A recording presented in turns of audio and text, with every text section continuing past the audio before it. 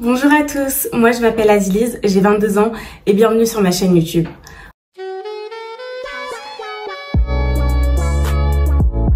Aujourd'hui, on va parler d'un sujet qui me touche, qui me tient à cœur. On va parler de mon parcours avec la drépanocytose, car je suis une ancienne drépanocytaire et j'aimerais vraiment parler de mon histoire. Donc pour commencer, je suis née avec la drépanocytose. Pour ceux qui connaissent pas c'est quoi cette maladie, c'est une maladie des globules rouges. Donc c'est quand tes globules rouges sont mal formés. Donc au lieu d'être rondes, elles sont en forme de lune, croissant, et du coup elles se bloquent entre elles, qui provoquent des bouchons en fait. Donc ton sang ne peut pas circuler correctement et donc ça provoque des douleurs très douloureuses. Maintenant, moi, faut savoir que j'ai pas toujours été réellement bien suivie.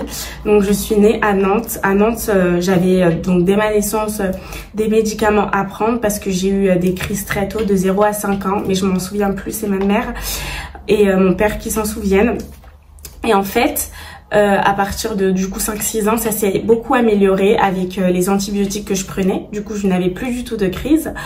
J'étais suivie dans un hôpital où là tout se passait correctement, etc. Et ensuite nous avons déménagé en Alsace, à Mulhouse.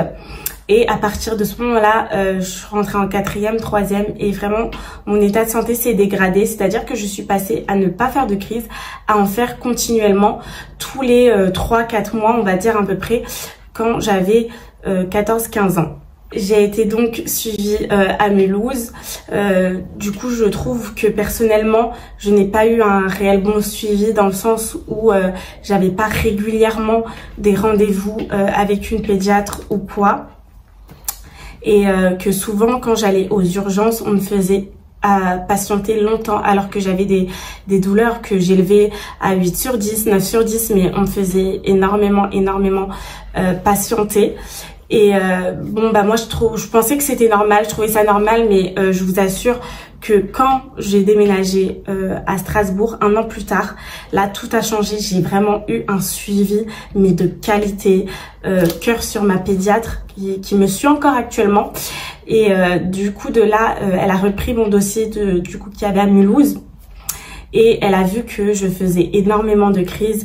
Elle a essayé tous les traitements possibles. Quand je vous dis tous les traitements possibles, qu'est-ce qu'on a fait? On a fait du coup les médicaments. J'ai eu le cyclos. Le cyclos, c'est un petit peu comme une chimiothérapie, mais vraiment moins forte, si vous voulez. Ensuite, j'ai eu les transfusions. Donc, on m'enlevait du sang. Et je devais avoir du sang. Ça c'était vraiment long et c'était vraiment difficile parce que j'avais pas beaucoup de veines, etc. Et c'est là que vient l'installation du PAC. Donc c'est une chambre qui est reliée à la veine du cœur pour pouvoir vous prélever plus correctement. Donc regardez ici, j'ai une cicatrice parce que mon PAC était placé ici. On n'arrivait plus à me piquer, j'avais plus de veines. On m'a déjà piqué dans le pied, ce qui fait extrêmement mal. On m'a piqué à la veine du pouce, ce qui fait extrêmement mal. Donc c'est pour ça qu'ils avaient décidé d'installer ce PAC, parce que j'avais besoin de transfusion toutes les semaines. Donc c'était plus possible d'utiliser le peu de veines que j'avais. Après tout ça, après toute cette bonne volonté, mon état ne s'est toujours pas amélioré. Du coup j'ai fait une hémorragie cérébrale, je suis tombée dans le coma. C'était en quelle année? Je suis désolée, j'arrive plus à me souvenir, c'était en 2018 il me semble. Et là pour moi c'était vraiment la chute aux enfers, la descente aux enfers en fait. Parce que je me suis dit mais on essaye tout, on essaye les médicaments, ça fonctionne pas, on essaye les transfusions, ça fonctionne pas.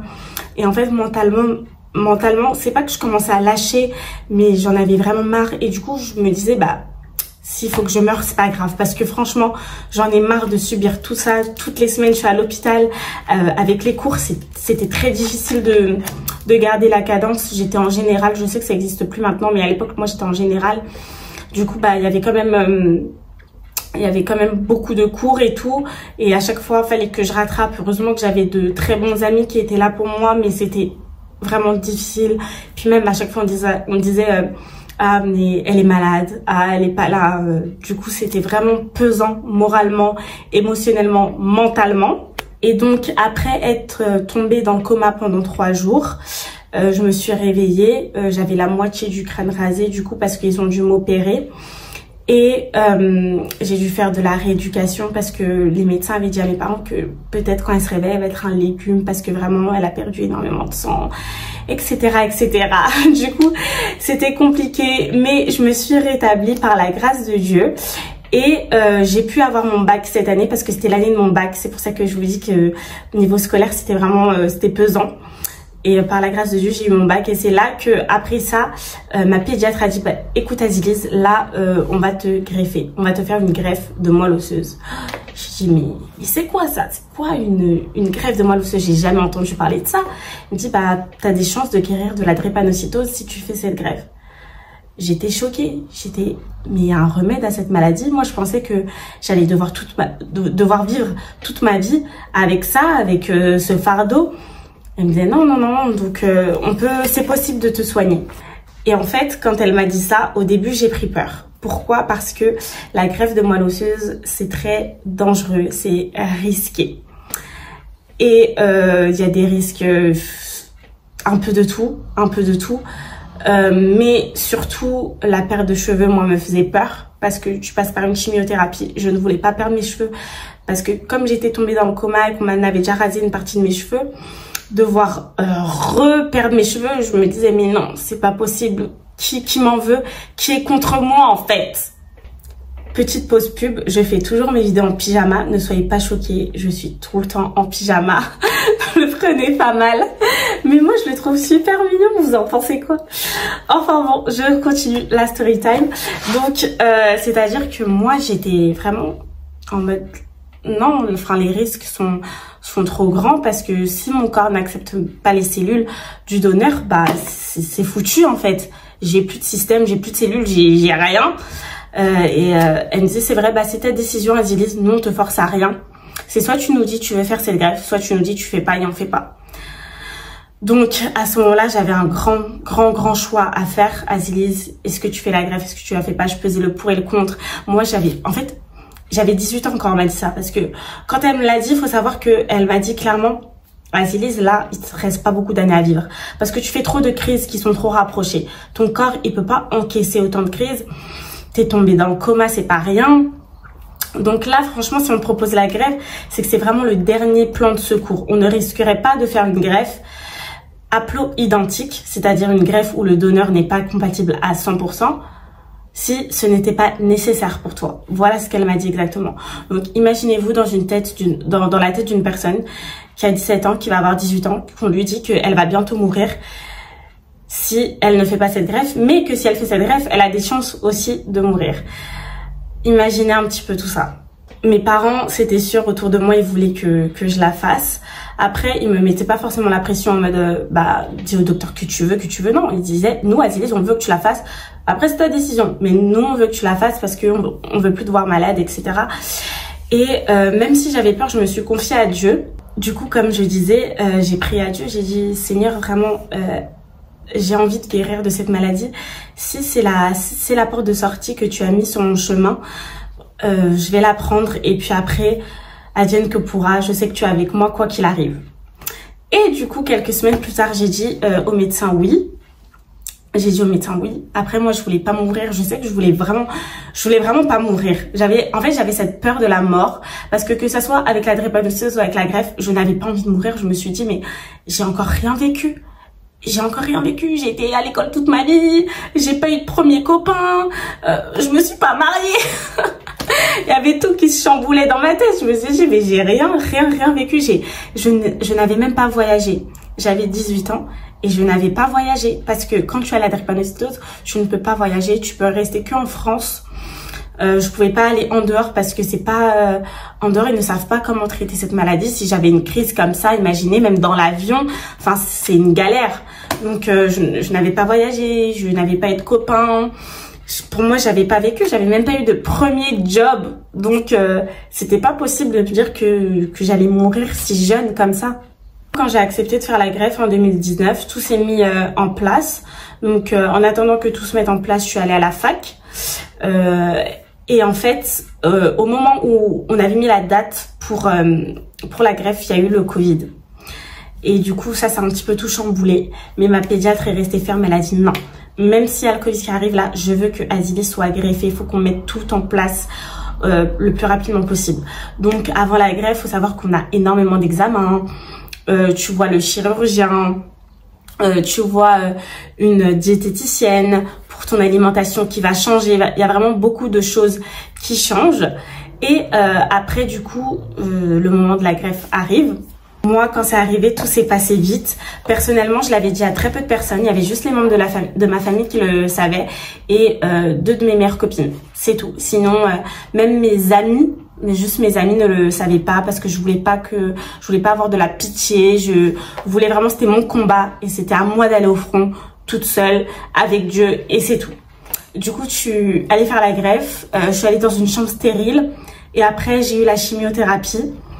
La chimiothérapie, c'était le plus difficile parce que franchement, c'est horrible. Je souhaite à personne, même à mon pire ennemi, je lui souhaite pas une chimiothérapie. Je suis désolée. En fait, je suis émue parce que en fait, ça me ressasse tout ce que j'ai vécu. C'est pour ça que j'aime pas forcément parler de mon parcours, mais je sais que ça va aider énormément de personnes.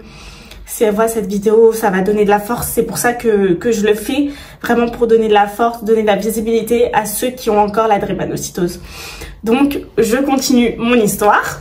Une fois que la chimiothérapie est passée, donc là on va vraiment en chambre stérilisée, il n'y a plus personne qui vous approche, vous devez vous doucher et vous brosser les dents avec des shampoings spéciaux, des dentifrices spéciaux, etc. L'alimentation change également parce que là vous avez plus de système immunitaire, donc je me sentais très très faible. Quelques jours plus tard j'ai perdu mes cheveux, je pensais pas les perdre mais je les ai perdus.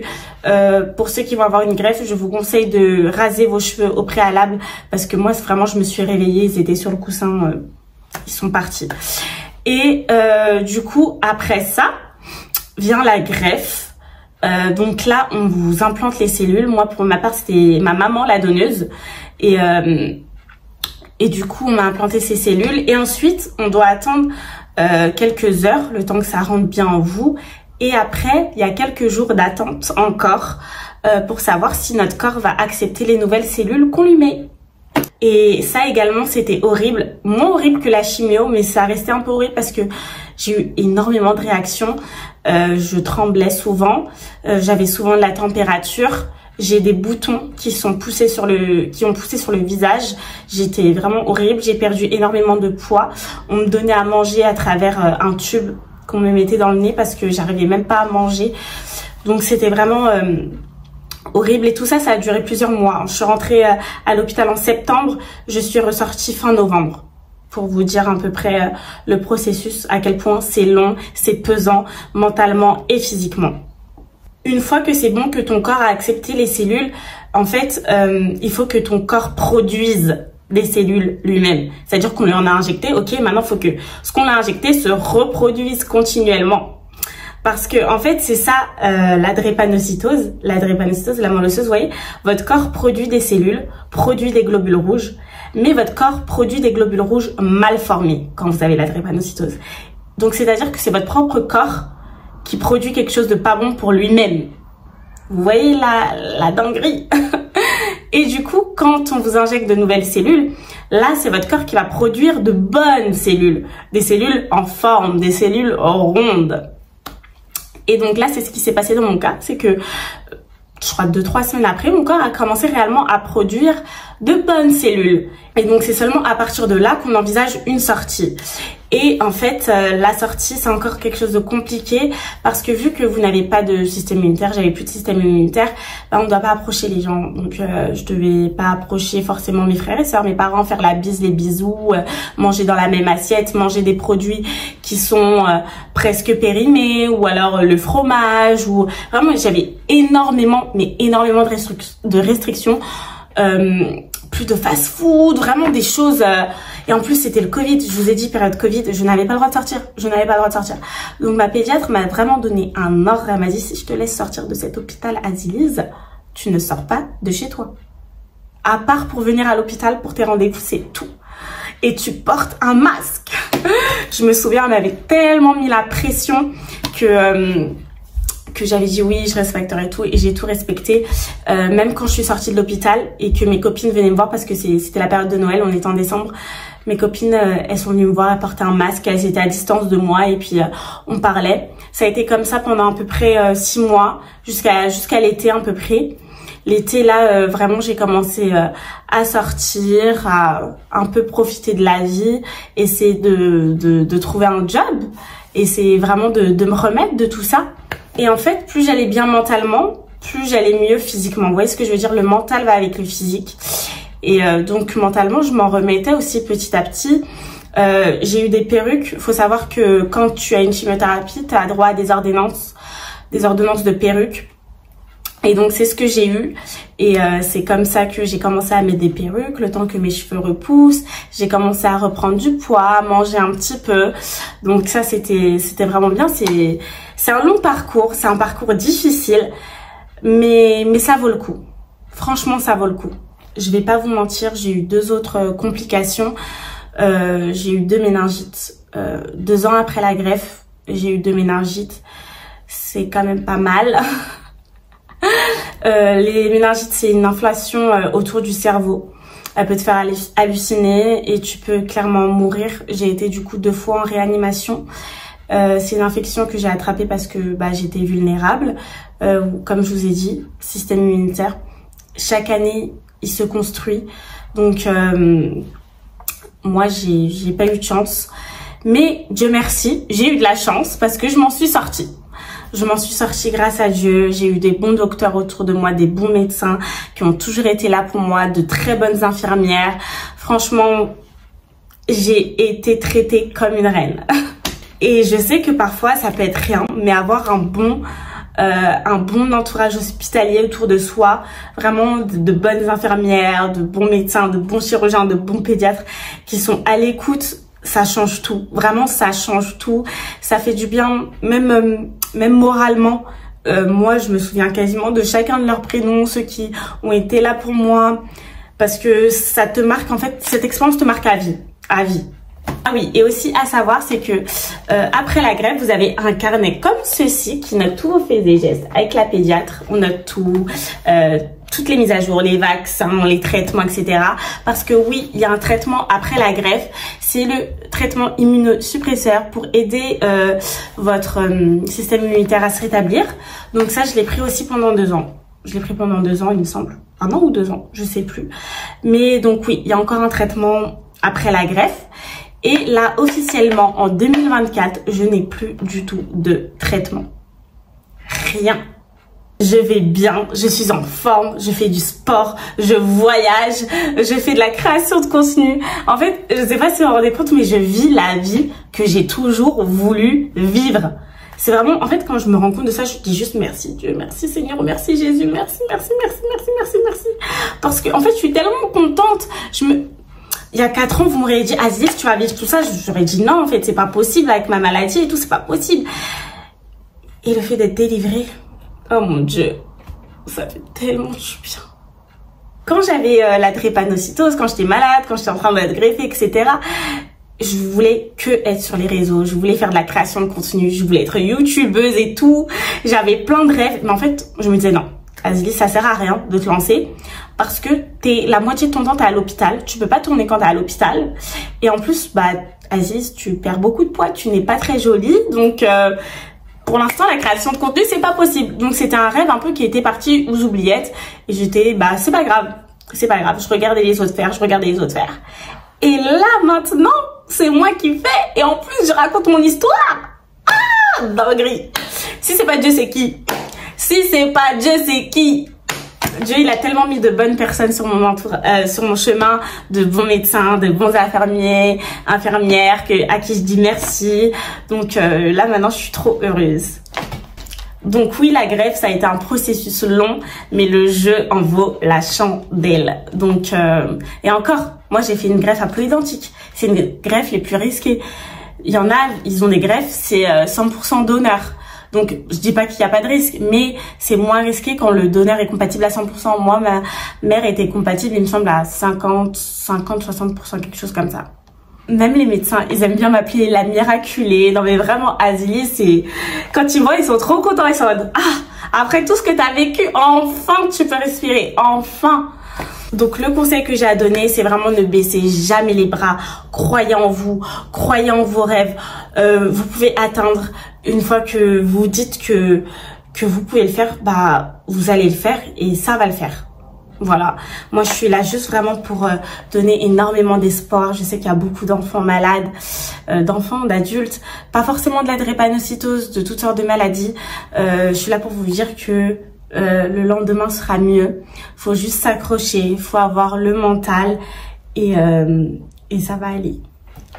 Je vous invite à me joindre sur mes réseaux sociaux, donc aziliz.glow sur Instagram et azilizglow sur TikTok. Vous pouvez venir me suivre là-bas, on peut parler, on peut échanger. Moi je réponds à tout le monde, donc venez et n'hésitez pas. Un grand merci d'avoir regardé cette vidéo YouTube.